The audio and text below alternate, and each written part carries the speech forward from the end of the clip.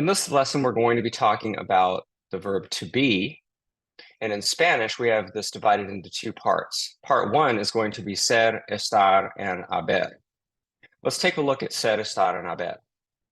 The uses of ser, and this covers all tenses. So the examples that you're going to see are going to cover present, past, future, subjunctive, present perfect, every possible tense that you've learned up to this point.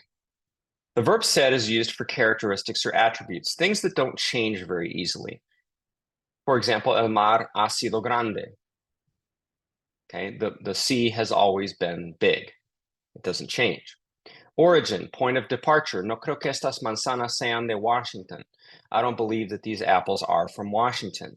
Okay, origin, being from Washington. Possession or ownership, when something belongs to someone else, it is of them.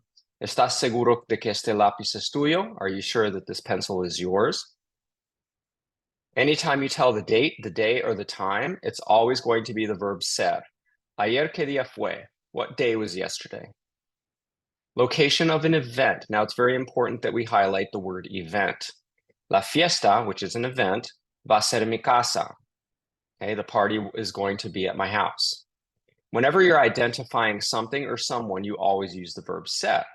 ¿Quién será esa persona en el patio? Who might that person be on the patio? Profession or occupation is always the verb ser. Mi tío era arquitecto. My uncle used to be an architect. Material, what something is made of. El pupitre tiene que ser de metal y madera. The desk has to be, or must be, made of metal and wood.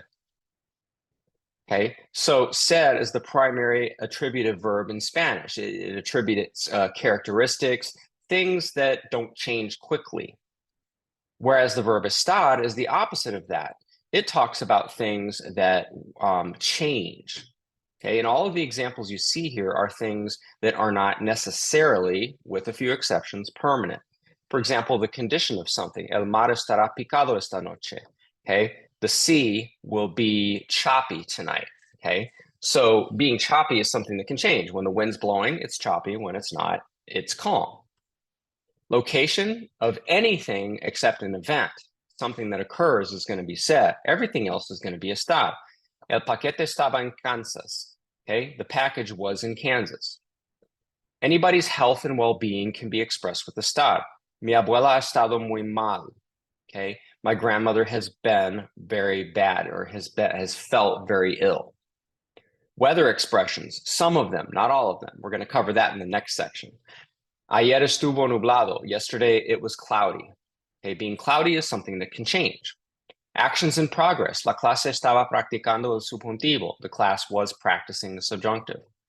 Anything that's a change in what you might think is normal. Okay, this one's a little more subtle, a little harder to comprehend. It's very contextual. El prima de Paulina está alto. Okay, let's just say that the last time you saw Paulina's cousin was 10 years ago. Okay, and he was a little kid and he was like 3 feet tall. And then all of a sudden, because that's how you remember him. And then you see him, you're, oh my gosh, he's so tall. That's a change from what your original perception was. Okay, so you'd say, está alto, he's tall, like he has changed, his condition has changed from last time. Then I could look at him and say, oh, sí, es muy alto, he's very tall. Okay, so está reflects a change, and it's very frequently used in context of you used to think it was like this, and now it's changed. Okay, that one's a little harder to practice, but you'll hear that from time to time. A temporary occupation, okay, something that, let's just say you're a teacher, but this summer you're working as a waiter. Okay, este verano estoy de mesero. Okay, so this summer I'm working as a waiter. Right, it's not my actual career. I'm a teacher, soy profesor, but I could use estoy de to reflect a temporary condition. Like I'm not always going to be a waiter. I'm doing it now, and then when August comes, I'll be back to being a teacher again. Again, contextual and a little more subtle. Okay, the verb haber, which has the conjugations in present, past, future. You've heard I Habrá, there will be. Hubo, there was or there were. Or había, there was or there were. Va a haber, there's going to be.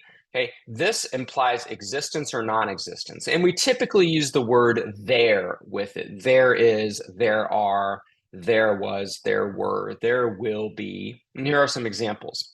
Anoche había un crucero en el puerto. Last night there was a cruise ship in the port. Ha habido mucha violencia este año. There has been a lot of violence. ¿De veras que hay vacunas para todos? Are there really vaccines for everybody? And note that in English we use there with the word is and are. There is, there are, there was, there were. A practicar, amigos.